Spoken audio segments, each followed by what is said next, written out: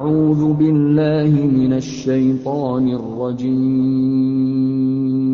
بسم الله الرحمن الرحيم Bismillahirrahmanirrahim. Assalamualaikum warahmatullahi wabarakatuh.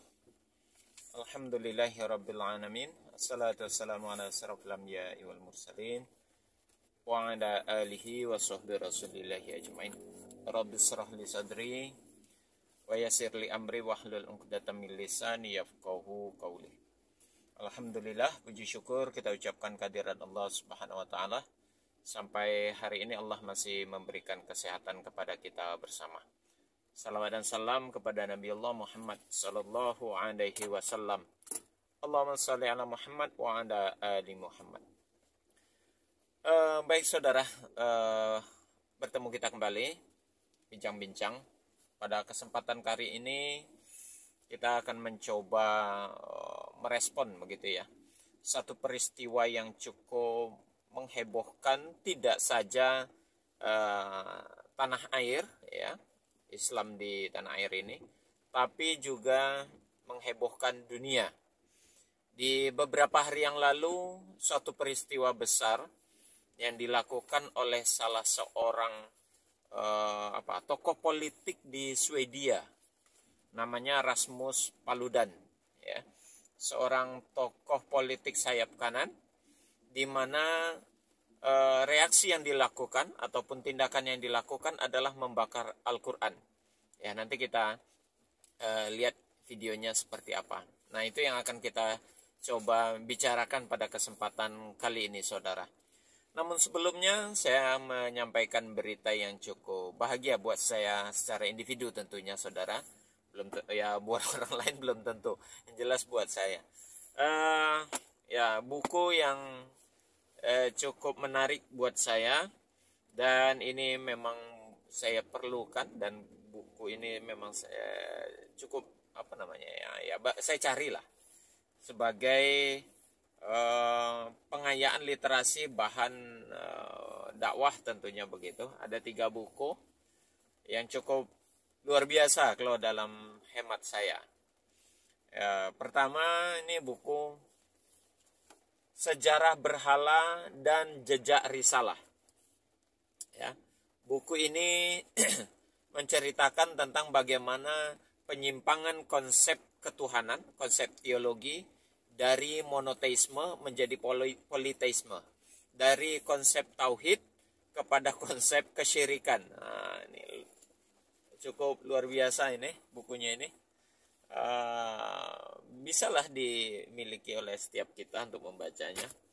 Kemudian yang kedua, buku Naskah Laut Mati dan Ashabul Kahfi. Nah, ini juga masih berkaitan tentang perbandingan agama sebetulnya, dan menjelaskan tentang sejarah. Buku ini ditulis berdasarkan naskah-naskah kuno ya, menceritakan tentang naskah Laut Mati, dan kita tahu sejarah naskah Laut Mati itu sendiri berkaitan dengan kitab suci, khususnya saudara-saudara kita yang beragama Kristen. Ya cukup membuka takbir ya, membuka tabir membuka tabir dari berita yang ya cukup tersembunyi lah selama ini. Satu lagi, saudara, mereka bertanya, Islam menjawab. Ini ditulis oleh pakar perbandingan agama dunia, yakni Dr. Zakir Naik. Kalau ini tadi Wisnu Tanggapribowo yang 2 buku sebelumnya. Yang ini Dr. Zakir Naik ya. Ini fitnahan ataupun dalam bentuk pertanyaan ya. Juga termasuk di sini ada tuduhan-tuduhan lah bahasanya itu terhadap agama Islam. Lalu bagaimana Islam menjawab melalui penjelasan Dr. Zakir Naik melalui perbandingan agama, baik didasari pada konsep Al-Quran, kemudian dengan kitab-kitab yang lainnya, baik itu Weda, Tripitaka maupun Injil. Kembali kepada topik pembicaraan kita hari ini, saudara, berkaitan video yang beredar di YouTube, bahkan di berita-berita beberapa hari yang lalu itu cukup panas, cukup heboh. Dan sekarang gelombang protes umat Islam di seluruh dunia begitu masif dan begitu cukup besar begitu ya. Reaksi tersebut atau protes tersebut dilakukan atas apa yang sudah dilakukan oleh Rasmus Paludan atas perbuatannya membakar kitab suci Al-Quran. Kita lihat videonya bagaimana Rasmus Paludan dan beritanya berkaitan tentang apa yang dia lakukan itu. Berikut. Aksi pembakaran kitab suci Al-Quran oleh warga Swedia, Rasmus Paludan, terus menuai kecaman. Sang pelaku yang juga pemimpin partai politik sayap kanan Denmark Hardline mengaku ketakutan setelah menerima ancaman pembunuhan.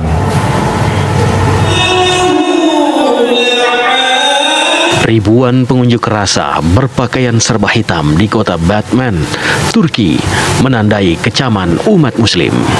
Dalam aksinya, massa membawa kitab suci Al-Quran sambil menyerukan slogan anti-Swedia.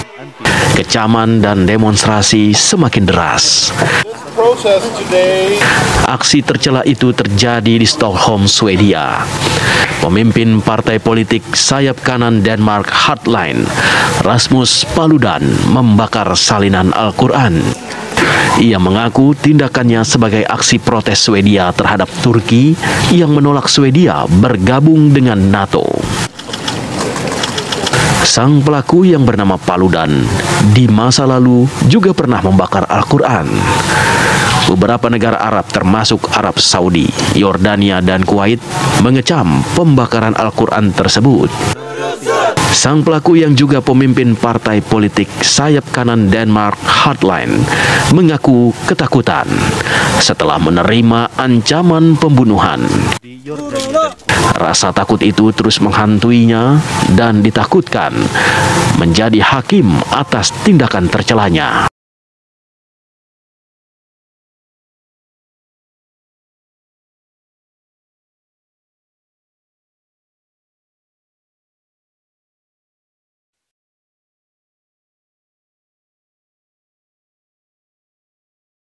Ya, saudara, kita sudah saksikan bersama itu berita yang cukup menghebohkan dalam beberapa waktu yang lalu tentang reaksi yang dilakukan oleh atau apa yang dibuat oleh Rasmus Paludan gitu ya.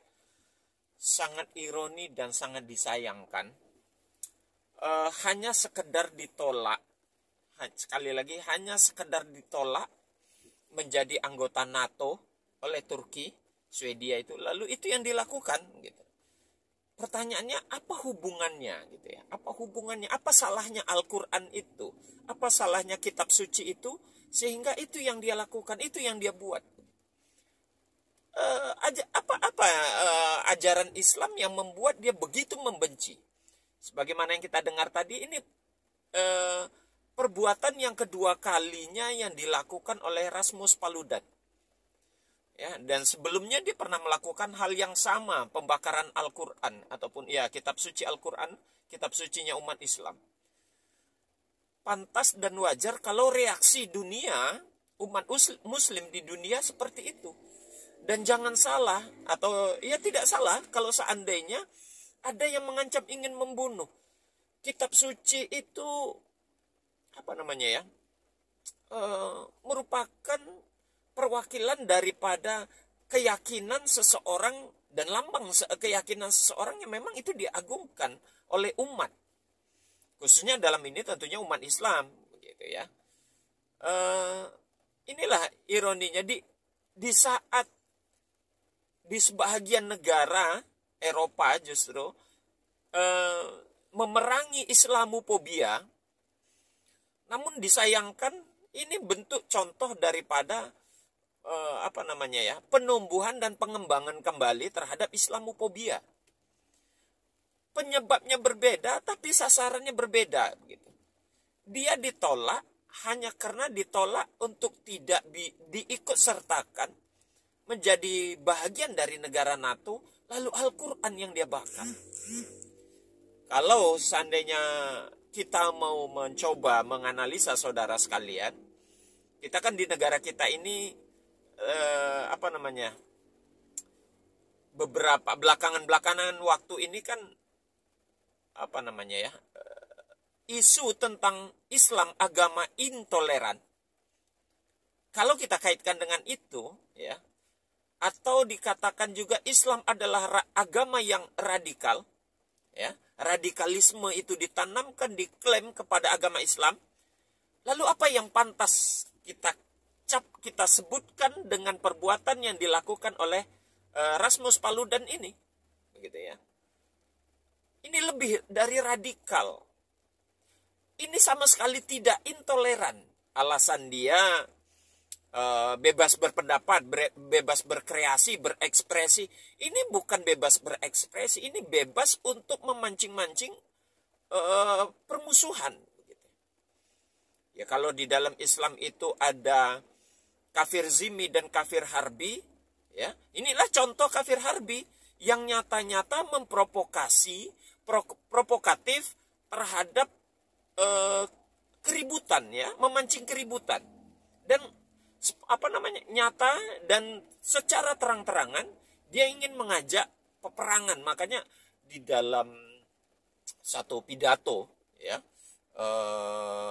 apa namanya, Erdogan, silakan saudara cari di YouTube, itu ada pidato Erdogan itu yang menyatakan bahwasanya Eropa ini memancing-mancing untuk mengadakan adanya perang salib yang berikutnya. Itu yang katanya begitu. Ya. Jadi apa yang dilakukan oleh Rasmus Paludan ini sangat provokatif. Jadi kalau ada orang yang niat ingin membunuhnya, itu saya rasa tidak berlebihan. Karena memang apa yang dia lakukan itu begitu kurang ajar dan sangat berlebihan, ya. Dan sangat disayangkan pemerintahan Swedia memberikan izin atas apa yang dilakukan atau apa yang dilakukan oleh Rasmus Paludan ini. Dia membakar Al-Quran itu di depan kedutaan Turki di Swedia. Dan lebih ironi lagi, malah dia diberi pengamanan gitu ya, dijaga oleh para polisi begitu. Jadi secara tidak langsung negara Swedia melalui para pemimpinnya atau pemerintah Swedia ini mendukung apa yang dilakukan oleh Rasmus Paludan. Dan kalau spesifik lagi pola pemahamannya, berarti Swedia adalah salah satu negara yang memproklamirkan atau yang mencoba mengkampanyekan tentang Islamofobia dan kebencian terhadap Islam, syariat Islam, kitab suci Al-Quran itu begitu dipamerkan begitu, dan dia mendukung akan hal itu sangat disayangkan. Saya yakin ini mungkin mungkin bahagian daripada efek atau kecemasan Kristen di Eropa yang melihat perkembangan Islam begitu semarak, ya, perkembangan Islam di Eropa sekarang, baik di Eropa maupun di Amerika yang begitu luar biasa, sehingga kebencian itu semakin tumbuh dan kekhawatiran atau kecemasan mereka terhadap perkembangan Islam di luar negeri itu seolah-olah mengancam begitu. Sehingga itulah yang dilakukannya. Ya. Tapi saya yakin Islam ini semakin dihujat, semakin dicaci, semakin direndahkan, justru semakin mencuap naik ke atas. Kita bisa lihat berapa banyak peristiwa-peristiwa yang mendiskreditkan Islam di Eropa. Ternyata jumlah orang, ya, volume orang untuk masuk ke dalam Islam itu semakin meningkat, saudara. Semakin bertambah dan semakin meningkat. Ya, mudah-mudahan saja Allah semakin mengangkat harkat, derajat, martabat Islam itu di Eropa, di Amerika, di benua-benua di mana negara minoritas Islam semakin berkembang setidaknya di sana akibat dari apa yang dilakukan Rasmus Paludan.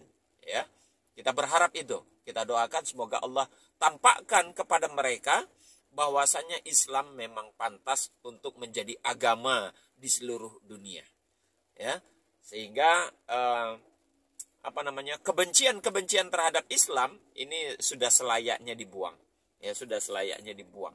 Kitab suci umat Islam sudah selayaknya dihargai dan dikedepankan. Ya. Meski ada sebagian orang yang berpikir, ya tentunya orang-orang yang tidak menyukai terhadap Islam, ya mereka tetap berpikir itu kan hanya sekedar kertas, buku atau tulisan biasa. Bagaimana kalau kita balik, saudara? Kitab kalian yang dibakar, diinjak-injak ataupun dihinakan, terimakah? Nah, sama seperti itu.